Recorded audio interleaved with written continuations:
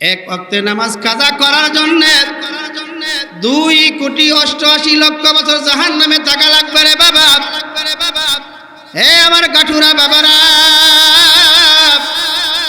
জাহান্নামের আগুন কেমন তেজি হবে, কেমন তেজি হবে। দুনিয়ার আগুন থেকে বাবা 70 গুণ বেশি তেজি হবে। দুনিয়ার আগুন আমাদের কেউ যদি পুড়িয়া যায় বাবা, তার জীবন শেষ হয়ে যায়।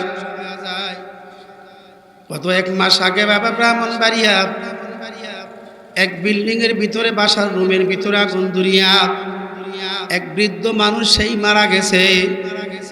বাবা জানতে পারলাম উনি এমন ভাবে পুড়ছে, হাড্ডি ছাড়া কোনো কিছু না, একবারে কয়লা হয়ে গেছে, কয়লা হয়ে গেছে। দুনিয়ার আগুন যদি দুনিয়া তাকে কয়লা বানায় দেয়, বেনামাজি সুদকুর কুসকুর যখন অন্ধকার কবরে যাবে, আল্লাহ অন্ধকার কবরের ভিতরে 1টি নয় 2টি নয় 99টি সাপ থাকবে বাবা।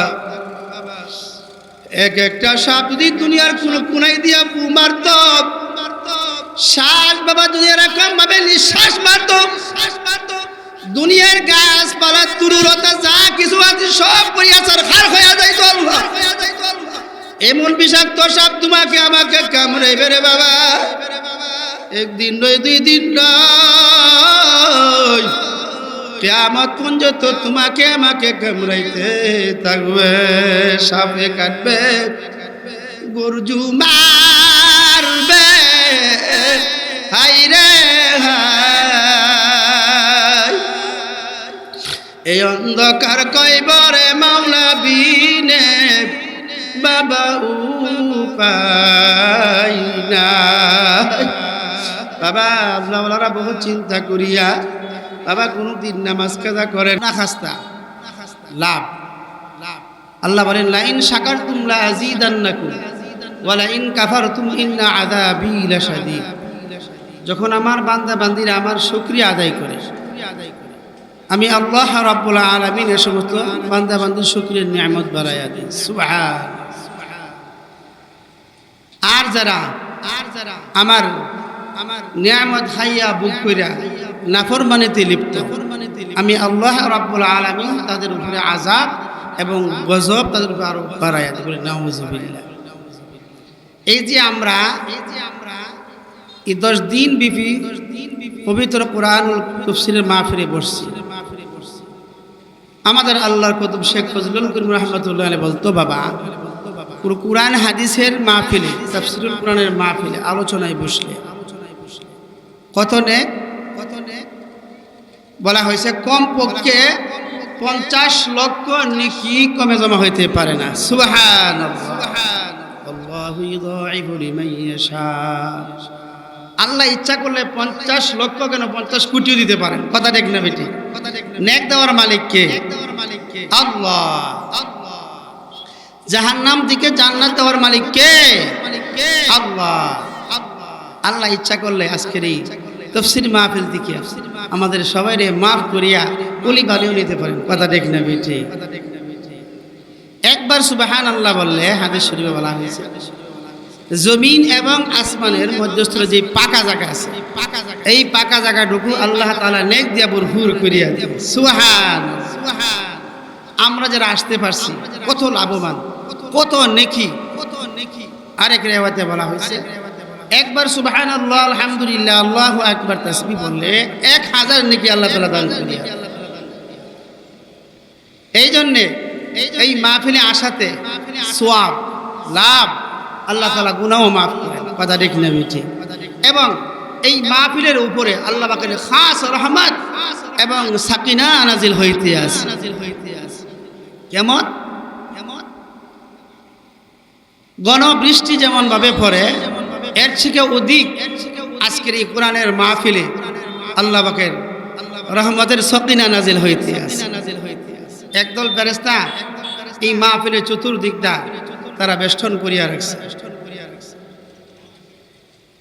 মাহফিলের শেষে আল্লাহ পাকের দরবারে গিয়ে আরজ করব, ওগো আল্লাহ, তোমার কিছু মায়ার বান্দারা তোমার ভয়ে, তোমার জাহান্নামের ভয়ে, কবরের ভয়ে তারা কাঁদতে কাঁদতে অস্থির, আল্লাহ বলবে তারা কি আমার জাহান্নাম দেখছে কোন জান্নাত দেখছে কোন না দেখিয়া এই পরিমাণ আফসোস আর কান্নাকাটি যদি আমার মাওলার জাহান্নাম দেখতো তাহলে তারা ঘরবাড়ি পালাইয়া বেবি বাচ্চা পালাইয়া তারা জঙ্গলে চলিয়া যায়।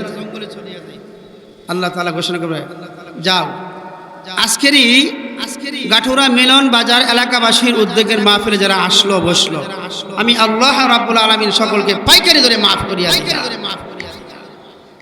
মাহফিলে আসাতে লাভ না খাস্তা লাভ।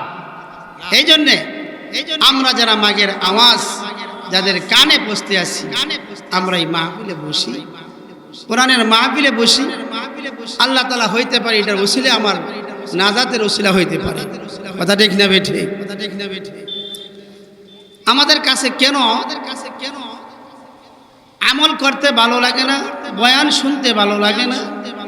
আসলে বাবা আমাদের যে ভিতরে আল্লাহ তাআলা একটা কলব দান করছে, এই কলবটা মানুষের গুনাহ করতে করতে এমন মরিচা পড়ছে যার কারণে পুরো ওয়াজ নসিহত তাফসীর আলেম ওলামাদের বয়ান কোনো কিছুই ধরে না। কথা দেখি না বেটি? সুজা কথা এই দিলের ভিতরে আল্লাহ পাকের বান্দার কোনো চিন্তা নাই, মওতের কোনো চিন্তা নাই, কবরের চিন্তা নাই, হাসরের চিন্তা নাই, ফুলসিরাতের চিন্তা নাই, মিজানের চিন্তা নাই, কোনো চিন্তা নাই, মোট কথা কোনো ভয় নাই। কথা ঠিক না? এজন্য আল্লাহ রাব্বুল আলামিন একদা বলতে আছেন ইয়া আইয়ুহাল্লাযীনা আমানুত্তাকুল্লাহ, হে আমার ঈমানদার বান্দা বান্দীরা তোমরা আমি মাওলাকে বেশি পরিমাণ ভয় করো। কি পরিমাণ? বেশি পরিমাণ। ইত্তাকুল্লাহ, আমার ভয় তোমাদের অন্তরে স্থাপন করো। আমার ভয় কার ভয়? আল্লাহর ভয়।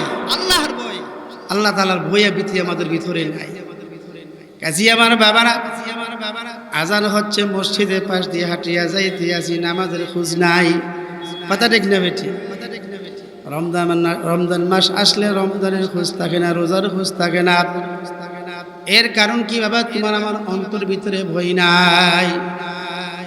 কিন্তু তোমার আমার ভিতরে পুলিশের ভয় আছে, র্যাবের ভয় আছে, আর্মির ভয় আছে, মামলা হামলার ভয় আছে। কিন্তু যে মাওলা তোমাকে আমাকে বানাইল এই মাওলার কিন্তু ভয় তোমার আমার অন্তরের ভিতরে নাই। আমার মাওলাকে ভয় করার মতন ভয় করো। কাজী আমার বাবারা আল্লাহওয়ালাদের ইতিহাস তালাশ করিয়া দেখো, আল্লাহওয়ালারা বাবারা জীবন চলিয়া গেল, তারা কোনো দিন গুনার কাজে দাবিত হন নাই।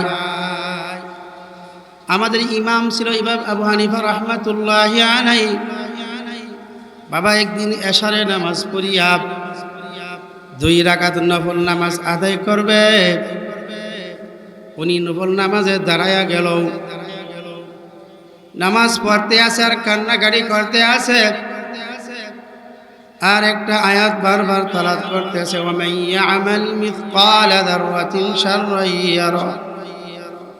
এই আয়াতটুকু তালাওয়াত করতে আছে আর নামাজ পড়তে আছে, কান্নাকাটি করতে আছে। আল্লাহ পাকের বান্দা সারা রাত্র কান্না এই ব্যাপারে সময় কাটায়া গেল। কিন্তু 2 রাকাতের মধ্যে 1 রাকাতের রুকু সিজদা করার সুযোগ মিলল না।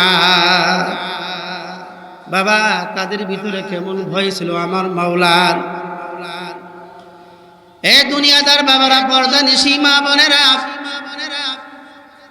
আজকে তোমার আমার অন্তরের ভিতরে আমার মাওলার ভয় নাই, কবরের ভয় নাই, হাসর ফুলসিরাতের ভয় নাই। যদি বাবা তোমার আমার ওই ভিতরে বাবা ভয় থাকতো, আল্লাহ পাকের বান্দা বান্দীরা কোনোদিন গুনার কাজে দাবিত হতেন না। আমাদের তরিকার মুরিব্বি ছিলেন রশিদ আহমদ গঙ্গোহী রাহমাতুল্লাহি আলাইহি, প্রায় 1 লক্ষ হাদিসের হাফেজ ছিলেন। বলেন সুবহানাল্লাহ। রশিদ আহমদ গঙ্গোহী রাহমাতুল্লাহি আলাইহি বাবারে উনি প্রায় 22 বছর যাবৎ কোনো তাকবীরওয়ালা ছোটেন নাই।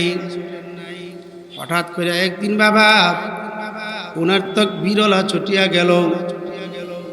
যার কারণে আল্লাহ পাকের বান্দা এমন ভাবে কান্নাকাটি শুরু করিয়া দিল, আল্লাহ কান্না করতে করতে করতে করতে তার দুইটা চক্ষু অন্ধ করিয়া ফেলল। হুজুরের খাস লোকেরা বলতে আছে, হুজুর চক্ষু চিকিৎসা করেন, ভালো হয়ে যাবে।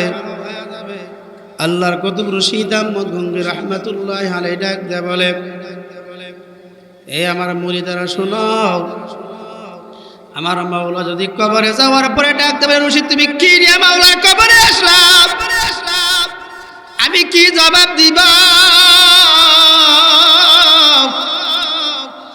আমি রশিদের ঈমান আমল ভালো না, আমার পর্দার আমল ভালো না, আমার রোজার আমল ভালো না, আমার জিকিরের আমল ভালো না, আমার সুন্নতের আমল ভালো না। আমি বলুম মালিক তোমার ভয়ে, তোমার কবরে জাহান্নামের ভয়ে আমি দুইটা অন্ধ চক্ষু নিয়ে হাজির হইলাম। তুমি যদি মাফ নাই করো তোমার বান্দাকে, তুমি যদি মাফ নাই করো তোমার মায়ার বান্দারে,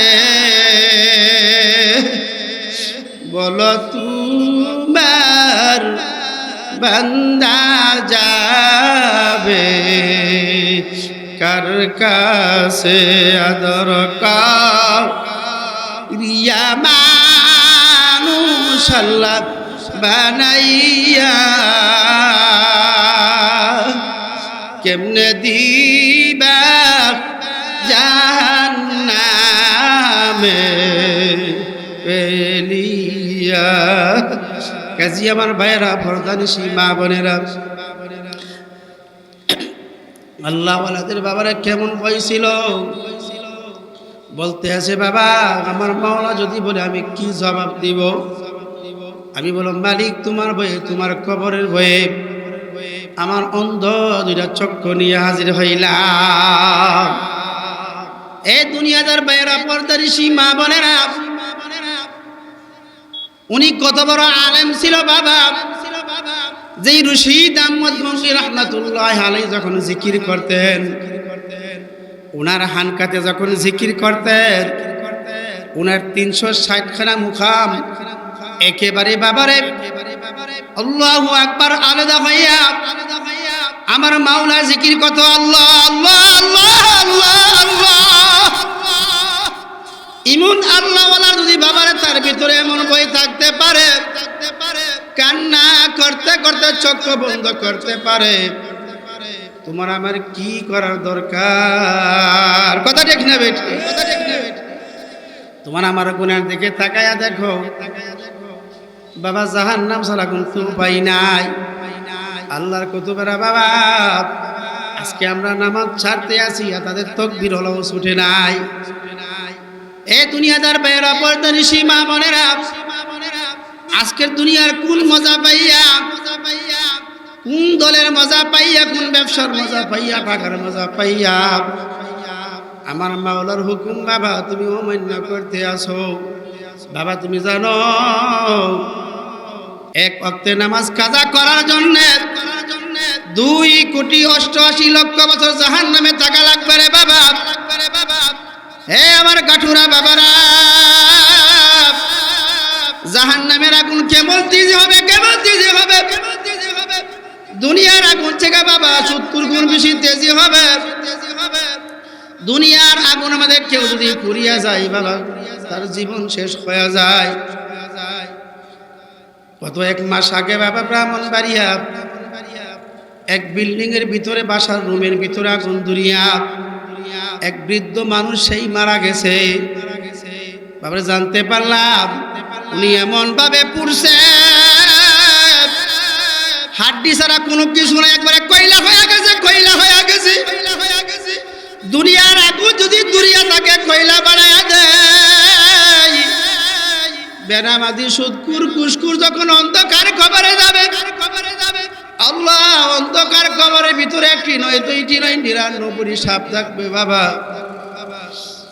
এক একটা সাপ যদি দুনিয়ার কোন কোনায় দিয়া ফু মারত, শ্বাস বাবা যদি এরকম ভাবে নিঃশ্বাস মারত, দুনিয়ার গাছপালা তরুলতা যা কিছু আছে সব পরিয়াছার খার হয়ে যাইত। আল্লাহ এমন বিষাক্ত সাপ তোমাকে আমাকে কামড়াইবে রে বাবা।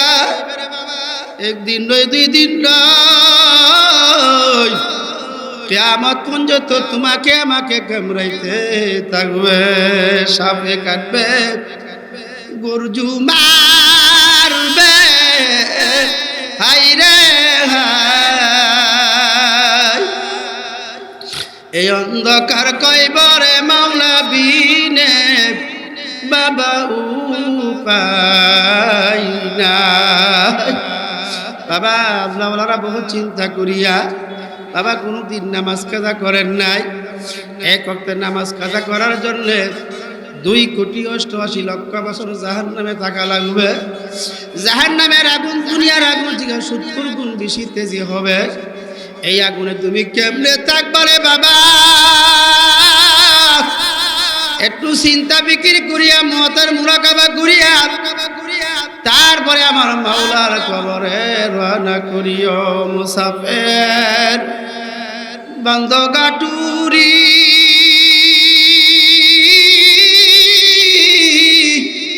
বহুদূরে ঠিকানা, আগে আসবি জানা কালবি জানা, কবর আখির ঠিকানা। এই যে কবরে জাতীয় কবরে যে রওনা করছো, কি নিয়ে রওনা করছো? ইমান আমল ভালো করিয়া দুরুস্ত করিয়া তারপরে আমার মাওলার কবরে রওনা করিও। কাজী আমার ভাইরা, আমাদের আল্লাহর কুতুব বাবা বারবার বলতো বাবা আমাদের প্রত্যেকের ব্যাপারে 5টা করে মামলা। 1 নম্বর মামলা হইল মতের, তারপর হইল কবর, হাসর, মিজান, ফুলচারাত। এই 5 মামলার আসামি কিন্তু আমরা।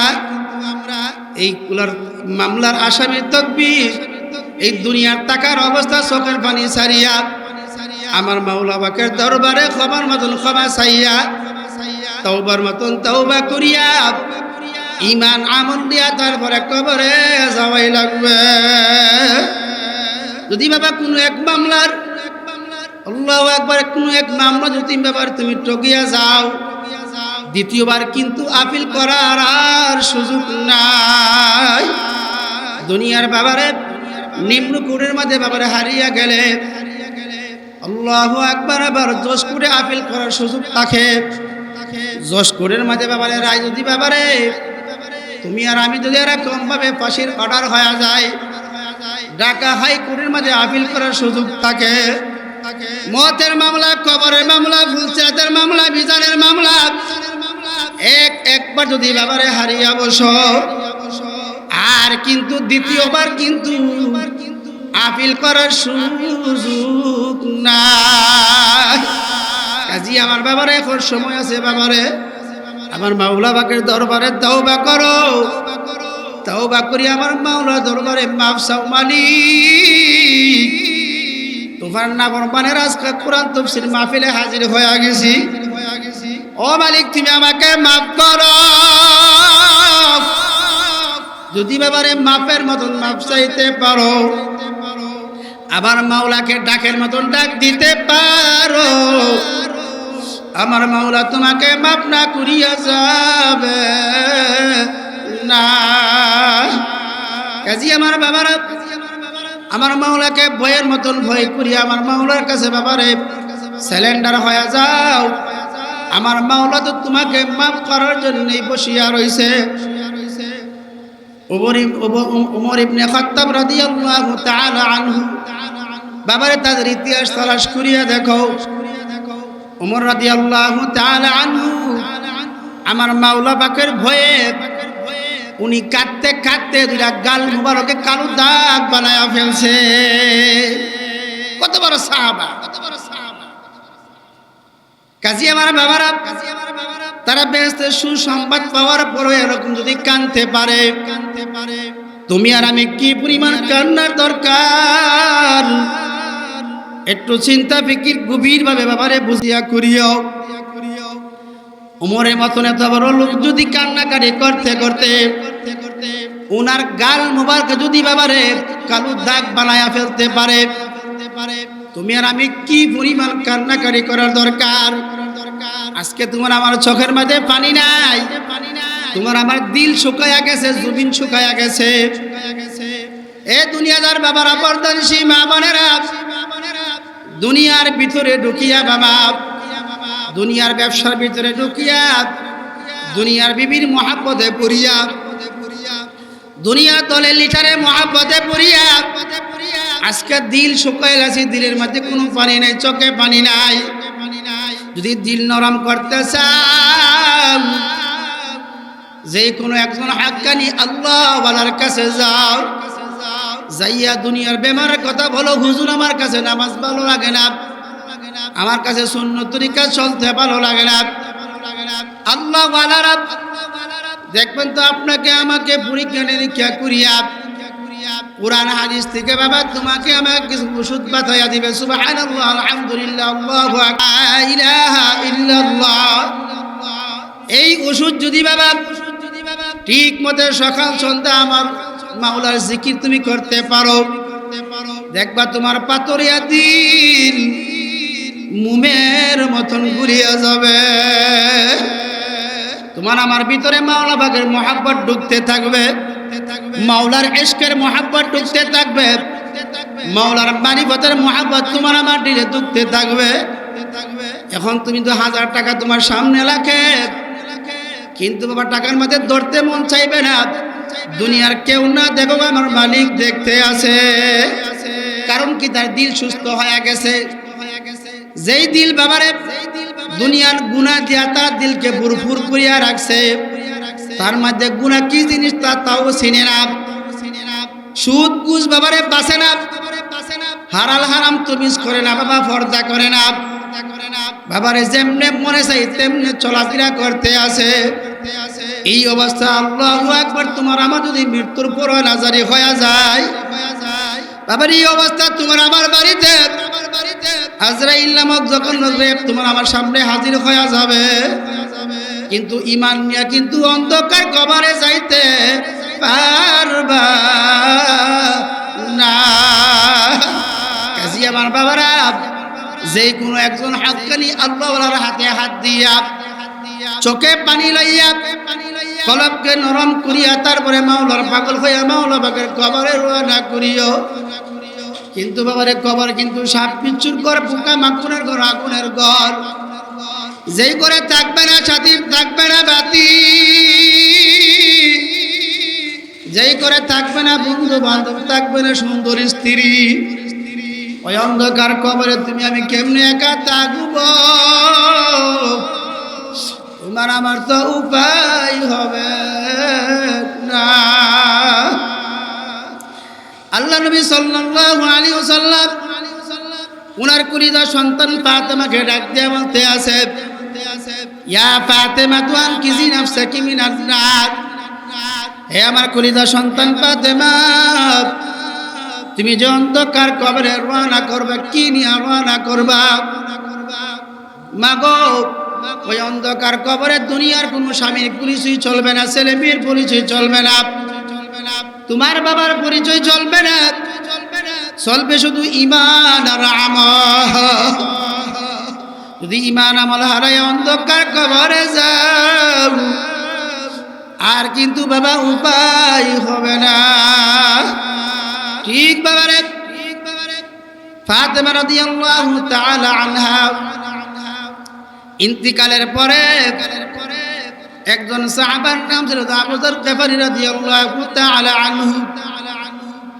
আবু যর গফারী রাদিয়াল্লাহু তাআলা আনহু কবরের মাটিকে উদ্দেশ্য করিয়া ডাক দিয়া বলতে আছে, এ কবরের মাটি, তোর মাঝে আমি কাকে কবরস্থল করতে আসি তুই জানোস নি? যেই ফাতেমা হবে বেহেশতের যুবক মহিলাদের সরদার, সাবধান কোনো বিয়াদবি করিস নি। আবারও ডাক দিয়া বলতেছে, কবরের মাটি, তোর মাধ্যমে আমি কাকে কবরস্থল করতে আসি তুই জানিস নি? যে হাসান হোসেন রাদিয়াল্লাহু তাআলা আনহু হবে বেশের যুবকদের সর্দার, এই সর্দারের আম্মাকে তোর মাঝে রাখতে আছে, কোনো বিয়াদবি করিস নি। আবার ডাক দিয়ে বলতেছে কবরের মাটি, তোর মাঝে আমি কাকে কবরস্থল করতেছি তুই জানিস নি? যাকে বলা হয়তো শেরে আলী, আলী রাদিয়াল্লাহু তাআলা আনহু মুহাব্বতের স্ত্রীকে তোর মাঝে আমি রাখতেছি, সাবধান কোনো বিয়াদবি করিস নি। আবার ডাক দেয়া বলতেছে কবরের মাটি,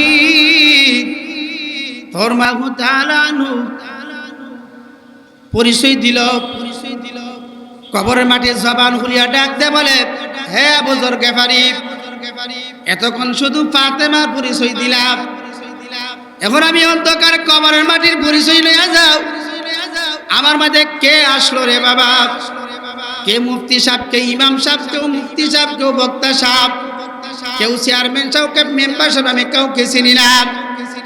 আমি অন্ধকার কবরের মাটি দেখবো তার মধ্যে ঈমান আর আমল আছে কিনা। যদি ঈমান আমল ভালো না থাকে, আমি অন্ধকার কবরের মাটি এত জোরে ছাপ মারবো, এক পাথর হাঁটি আর এক পাথর নিয়ে আদায়া ফেলবো। কিন্তু বাবা সহ্য করার মতন দুনিয়ার কোনো মানুষের উপায় হবে না। কাজী আমার বাবারা পর্দানিশী মা বোনেরা, আজকে কিসের তাকাব্বুরগিরি, কিসের বেড়াগিরি, কিসের সর্দারগিরি। হযরত ফাতেমা রাদিয়াল্লাহু তাআলা আনহার বেলা যদি ওই কবরে মাটি যদি এমন ভাবে কর্কশ ভাবে বলতে পারে, তোমার আমার সমাজে কেমন হবে? আমার মাওলা বিনে কে হাজারে না। এই জন্য আমার মহাব্বতের ব্যাপারে বর্ধনী মা বোনেরা, আমার মাওলা পাকের দরবারে এখনো সময় আছে। মাগো কান্দো, কান্দার মতন কান্দা করতে পারলে আমার মাওলা তোমাকে মাফ করিয়া দিবে। আমার মাওলা বড় দয়ার মাওলা, আমার মাওলা বড় মায়ার মাওলা। আমার মাওলা বলতেছে লা তাকনাতু মির রাহমাতিল্লাহ, ইন্নাল্লাহা ইয়াগফিরুয যুনুবা জামিআ, ইন্নাহু হুয়াল গফুরুর রহিম। আয় গুনাহগার বান্দা বান্দিয়া, আমার দরবার তো নৈরাশা দরবার না। মা ছেলেকে তেজ্জি ফুর্তি করতে পারে, বাবা ছেলেকে তেজ্জি ফুর্তি করতে পারে। আমার মাওলার দরবারটা তো তেজ্জি ফুর্তি দরবার না। আমি মালিকের দরবারে আমার মাওলাকে আল্লাহ করে ডাক দিতে দিরি, আমি মাওলা তোরে মাফ করতে দিরি করব না। লা ইলাহা ইল্লাল্লাহ, লা ইলাহা ইল্লাল্লাহ, লা ইলাহা ইল্লাল্লাহ, লা ইলাহা ইল্লাল্লাহ, ইল্লাল্লাহ, লা ইলাহা ইল্লাল্লাহ, লা ইলাহা ইল্লাল্লাহ, লা ইলাহা ইল্লাল্লাহ, লা ইলাহা ইল্লাল্লাহ, লা ইলাহা ইল্লাল্লাহ, লা ইলাহা ইল্লাল্লাহ, লা ইলাহা ইল্লাল্লাহ, লা ইলাহা ইল্লাল্লাহ, লা ইলাহা ইল্লাল্লাহ, লা ইলাহা ইল্লাল্লাহ, লা ইলাহা ইল্লাল্লাহ, লা ইলাহা ইল্লাল্লাহ।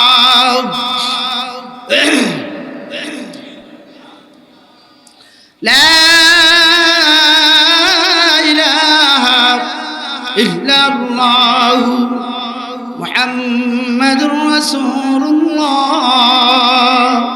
সাল্লাল্লাহু আলাইহি ওয়াসাল্লাম।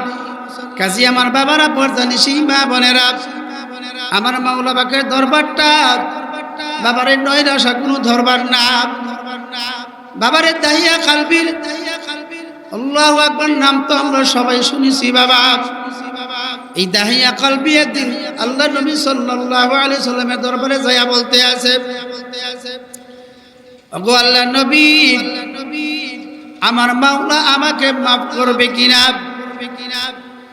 দাহিয়া কালবি ডাক দিয়ে বলতে আছে, ওগো বিশ্বনবী রাহমাতুল লিল আলামিন, আমার মাওলা আমাকে মাফ করবে কিনা। আল্লাহ নবী সাল্লাল্লাহু আলাইহি ওয়াসাল্লাম বলতে আছে, হে দাহিয়া, আমার মাওলা তো তোমাকে মাফ করার জন্যই বসিয়া রয়েছে।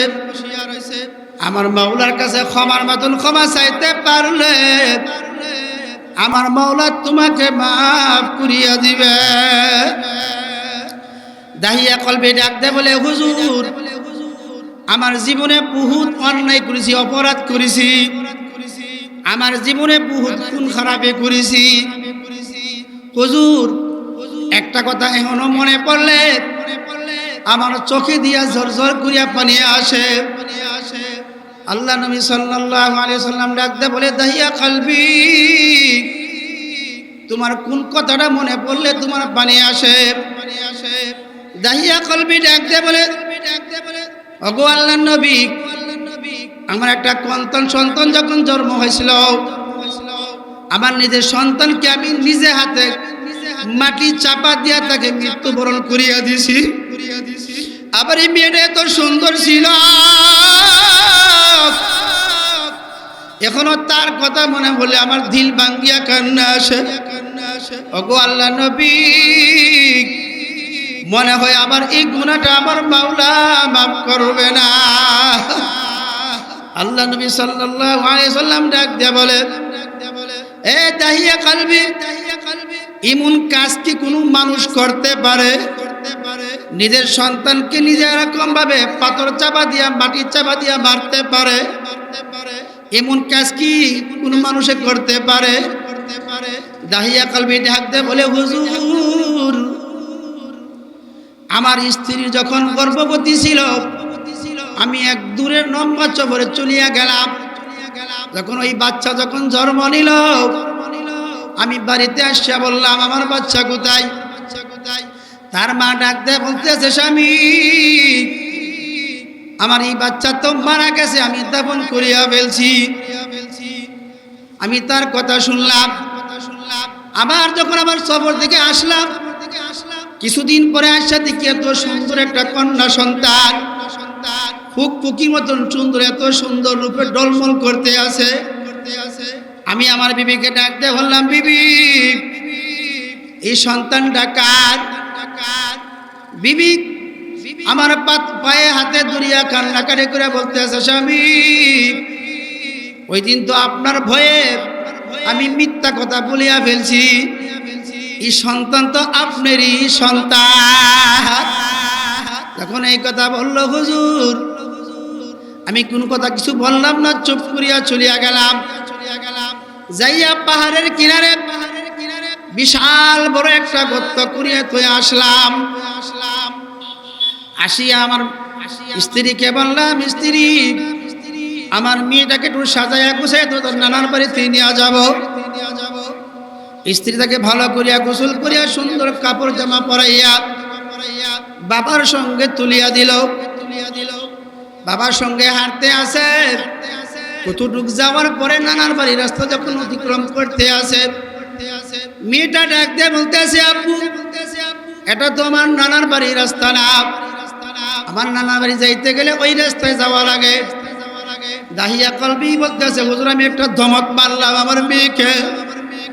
এ মেয়ে, তুমি কয়টা রাস্তা ছিল? তোমার নানার বাড়ি যাইতে বহুত রাস্তা যাওয়া যায়।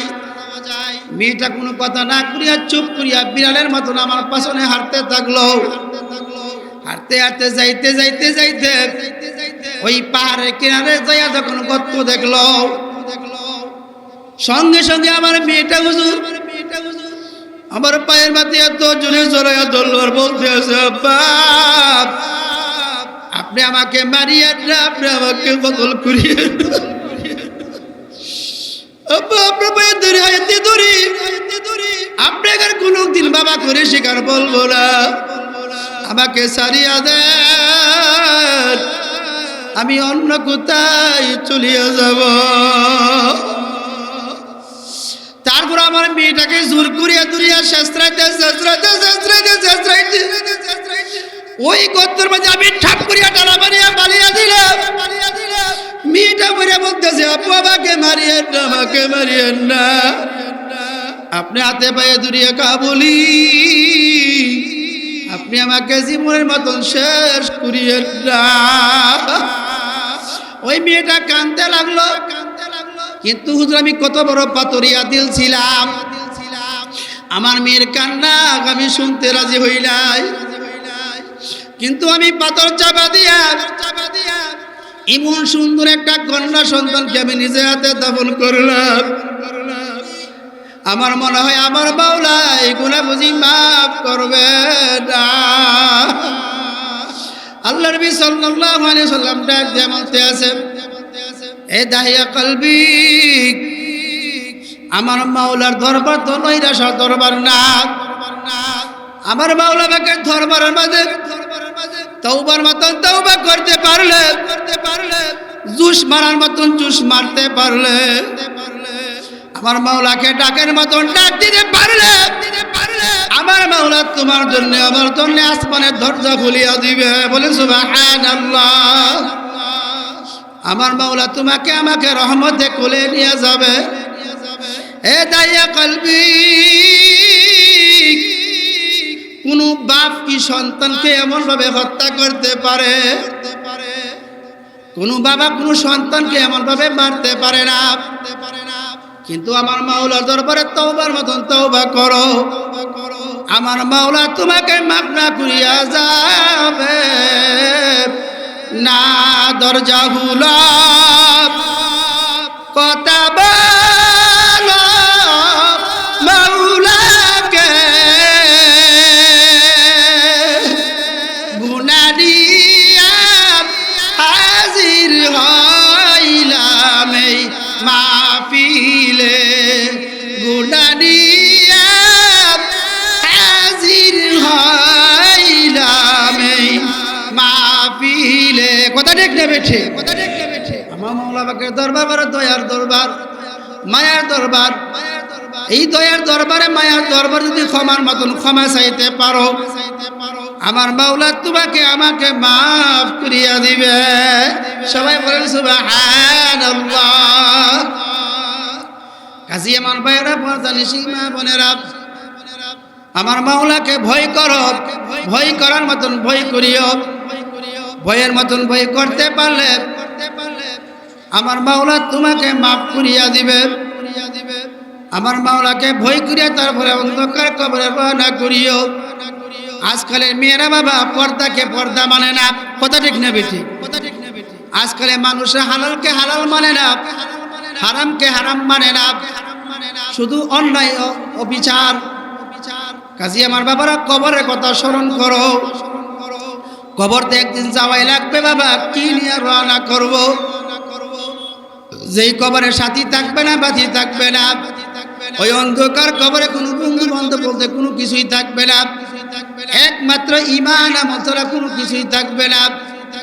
কিন্তু আমার মুহাব্বতের বাবারা, তোমার আমার জন্য কিন্তু মৃত্যুর পূর্বাভাস জারি আছে।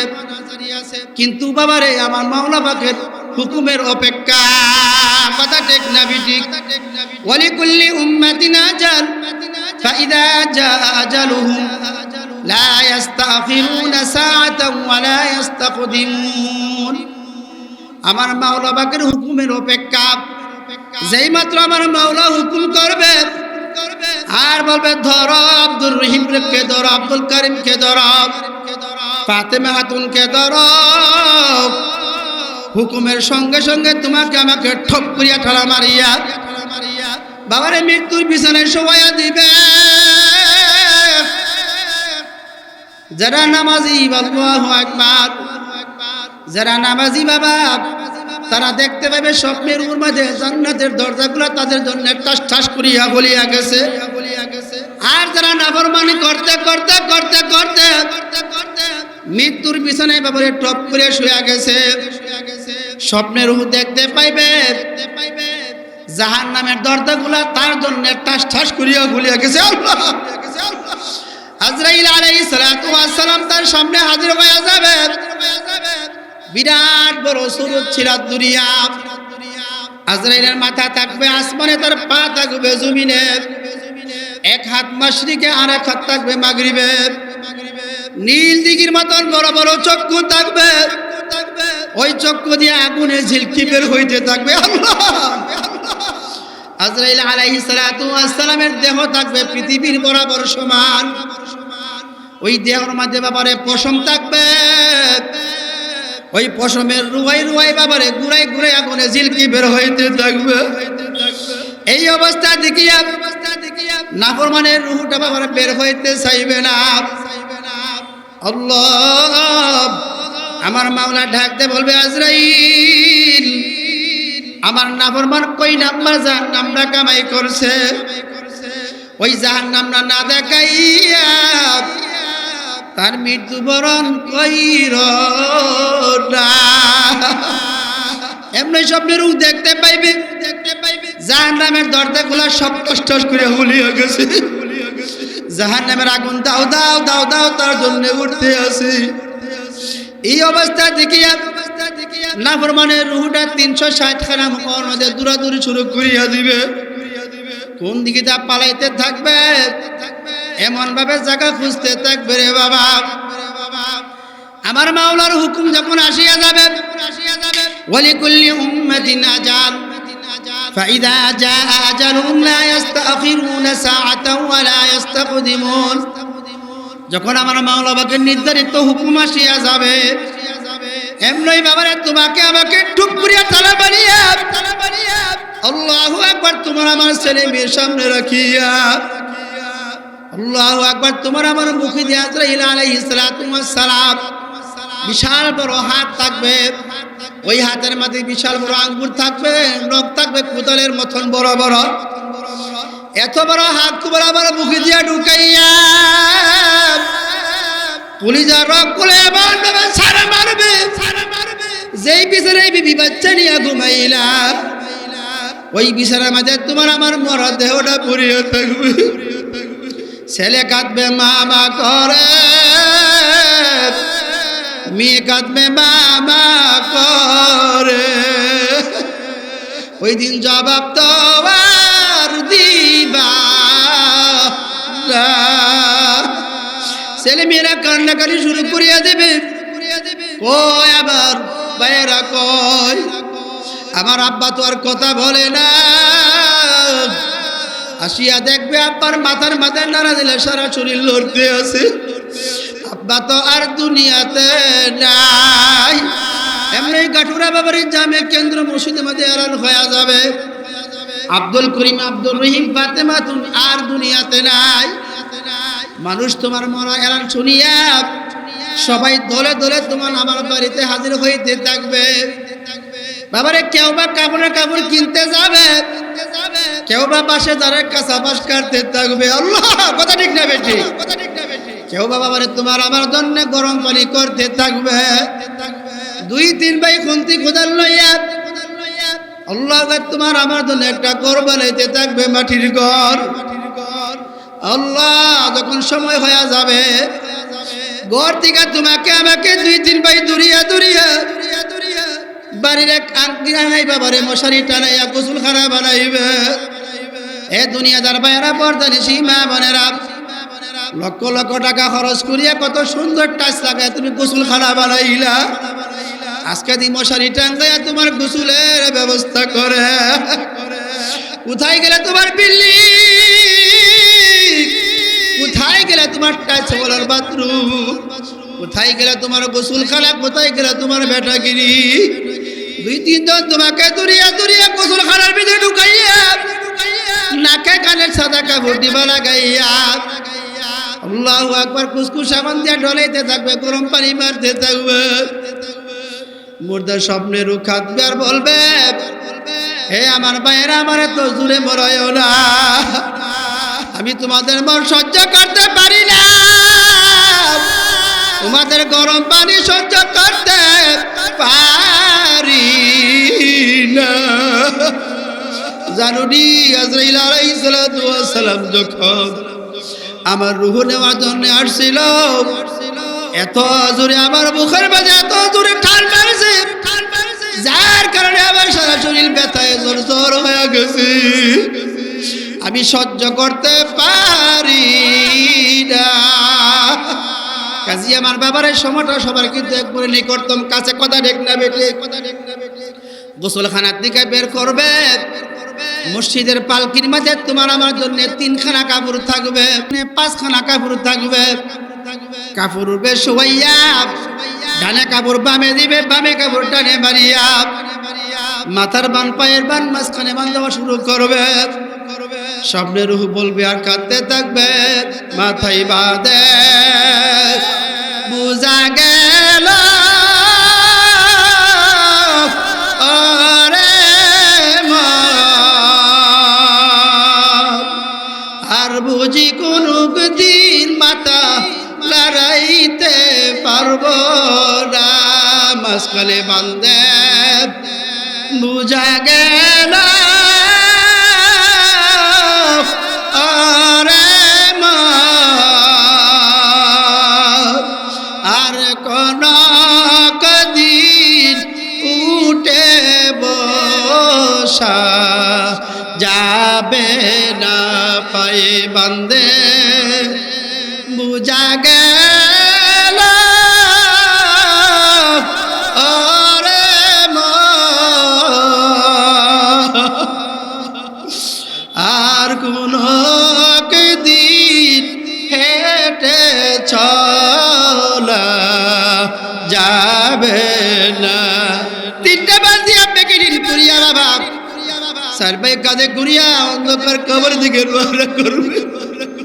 ছেলে মেয়েরা কাঁদবে, আমার আব্বাকে নিয়ে যায় না, আমাদেরকে কে আর ঈদের জামা কাপড় কিনে দিবে?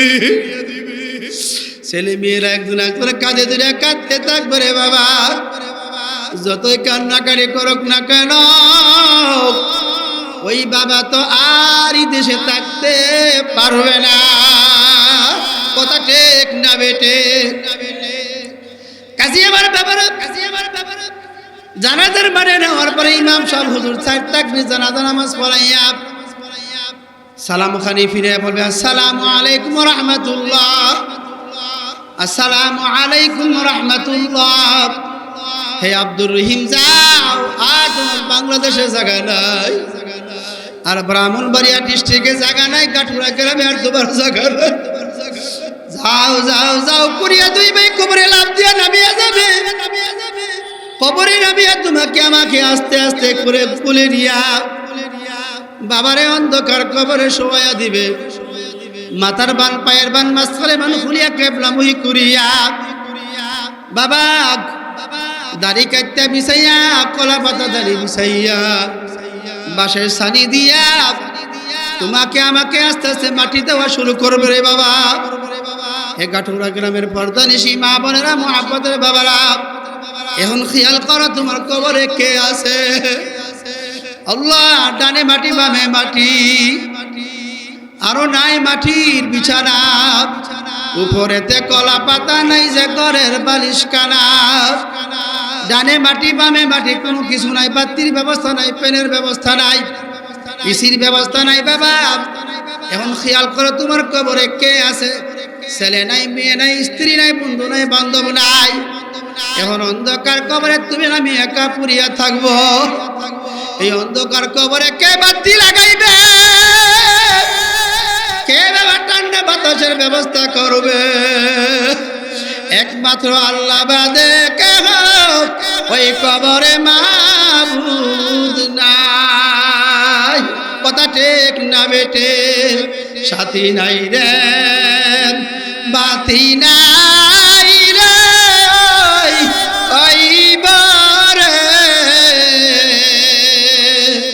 বন্ধু নাই রে, বান্ধব নাই যে, এই কইবরে কি উপায়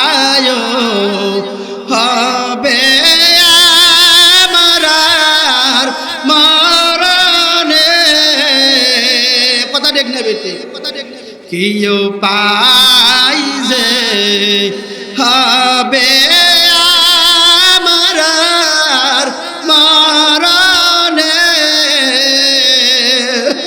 কি উপায় হবে আমরা কবরে। কথা ঠিক না বেঠি? কাজী আমার বাবারা, সবাই কিন্তু একদিন অন্ধকার কবরে যাওয়াই লাগবে। হাতি থাকবে না, বাতি থাকবে না, একমাত্র আমার মাওলা ছাড়া আর কাউরে বন্ধু পাইবা না। এই জন্য আমার মাওলার মহব্বত অন্তরে ঢুকাও, আমার মাওলার মারিবত তোমার কলমের ভিতরে ঢুকাইয়া ঈমান আমল ভালো করিয়া আমার মাওলাকে বয়ের মতন বই করিয়া তারপরে আমার মাওলার কবরে রওনা করিও। লা ইলাহা ইল্লাল্লাহ, লা ইলাহা ইল্লাল্লাহ, লা ইলাহা ইল্লাল্লাহ, লা ইলাহা